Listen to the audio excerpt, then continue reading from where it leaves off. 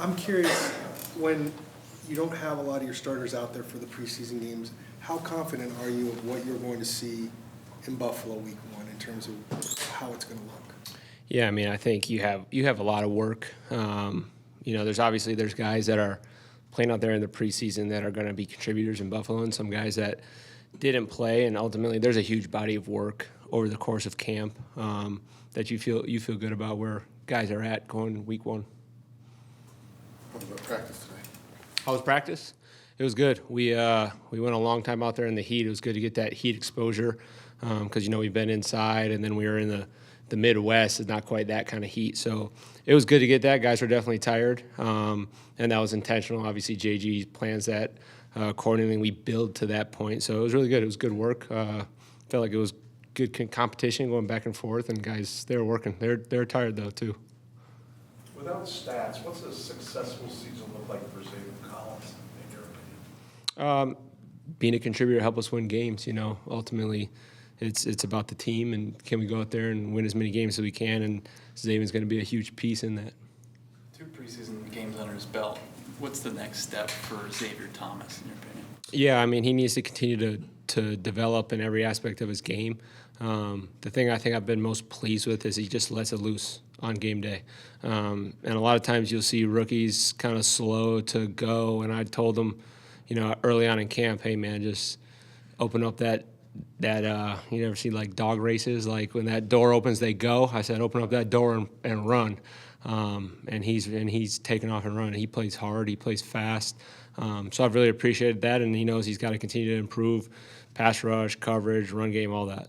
From what you saw in film from college, has he exceeded expectations? Are they on par with what you expected? Yeah, I mean, he was a really good player in college, and there's a reason he's here, and it's been good to see him go out there and make plays. That's what we expected from him, with obviously areas to improve still. What kind of natural ability does he have? He's a natural pass rusher for certain. He just has a natural feel to, one, get off the rock. He's fast, and he'll keep his legs moving throughout the whole rush, which isn't easy always. When you get to the point of attack, it's easy to slow down, start to think. You get take that shot from that tackle, that'll slow your speed real quick, and his motor is high. With a guy like Collier, it seemed like he had a nice camp last year and then got hurt very early. Mm-hmm. So I don't know if he's doing anything that much differently this camp than last camp, but he seems like he's a little bit under the radar with everybody else. You got it to the defensive line, but there had to be a reason why you guys wanted to bring him back. Yeah, he's done a tremendous job so far in camp. We've seen huge improvement from a year ago. He didn't obviously get to play past week 1, but just the comfort in the system. He's playing really good technique, assignment sound football, and he can be a very disruptive player. So he's doing a great job. That whole room's doing a pretty good job. That's really good competition in there right now. With the cornerback situation and the competition there, has there been guys that have stood out to you? Is it still really tight? And do you have to have somebody stand out to you going into the regular season to make your decision easier, or do you not really care? You'll just I want to see everyone play at a high level, and ultimately we'll have to make decisions on what that looks like week 1 as far as roles, but we're not there yet. It is still really good competition. I've seen everyone in that room improve, and so we still have a couple weeks here in camp that I want to see people continue to elevate their game, and then we'll eventually have to start to make decisions on roles come week 1, but not right now. I didn't see Sean out there yesterday or today. Is that injury-related? Could it be long-term? Are you concerned? You have to ask JG. He's fine. He's fine.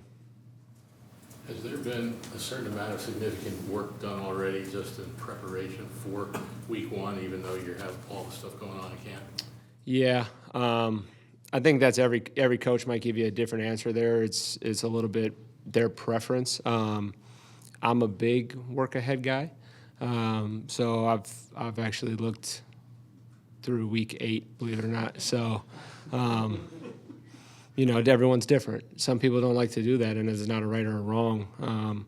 I like to spend my summers doing that so that I have a good feel going into the week, because the hardest thing during the season as a coach can be the time constraint of really knowing the opponent and putting a good plan together. And so I never want to go into the season blind when I have time in the offseason to learn about opponents, play callers, offense players, all that in the offseason, because I feel like I go in with a little bit less cram.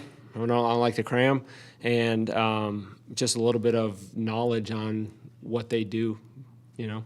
You always hear coaches talk about like working all summer on that first game, then maybe going to like week 4, but week 8, like, have you always done that? Like, what kind of led you to start doing that?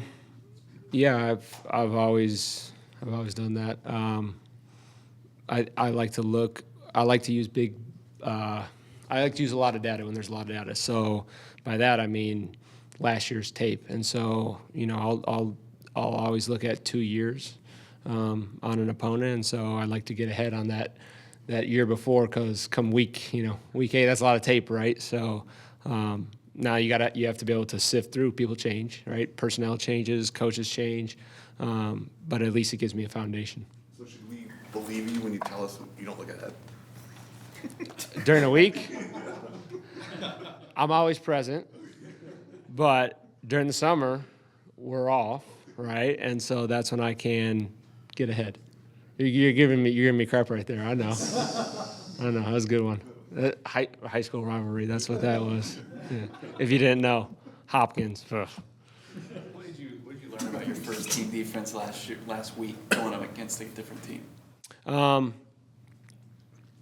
A lot, but at the same time, it's always going to be good and bad stuff. So I think the big thing we came away from with that is areas we need to improve by position group or areas we need to improve individually.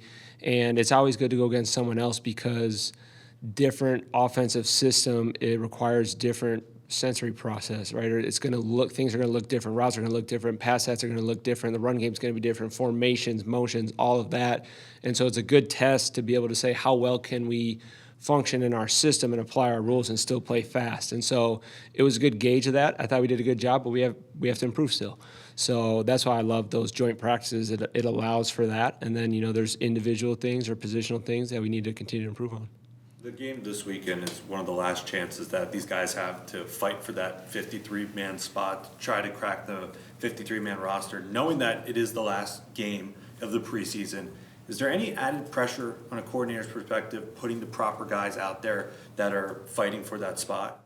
I don't know about added pressure, but you definitely have to make sure that every preseason game, not just the last one, that you are very well thought out with how you're going to rep, because you're repping more guys than you normally do in a game, right? And so you have to be thought out with how many reps guys get to. Between series, you have to talk about it all the time as far as rotations, who's going in, who's subbing in, if someone has to come out, to make sure that everyone goes out there and can compete and show what they got in order to make this team. Nick, it's obviously been a topic of a lot of discussion. How are you feeling about this unit's ability to generate pressure on the quarterback? I feel good. We have to improve as individual rushers and as a collective unit. Rushing is not just one-on-ones. You have to be able to rush together, 4, 5, whatever that is. And I've seen improvement with our guys. They're continuing to compete every day against our offense. We are competing against the Colts at joint practices, preseason games, and I know that we've made a lot of strides, and we're going to continue to get better in that spot. What's the advantage when you line up 3 outside linebackers instead of 2 linemen? It's a change up. Everyone's a different style of rusher, and so certain guys, maybe an outside backer rushing inside, or a big guy rushing inside, or a big guy rushing off the edge. It presents different issues for offensive linemen, and depending on what that lineman's strengths or weaknesses are, it can be a matchup that you want to create. Do you find players really like the idea that you'll do a lot of different things with a lot of different people? Like, do players embrace that kind of stuff, or is it sometimes a hard sell for them? No, I think they embrace it because they have high football intelligence, and so it doesn't overwhelm them. It's our job as coaches to make it feel simple. It's definitely a challenge, and it asks a lot out of them, but these guys love football, and they love that challenge. So I would say they embrace it.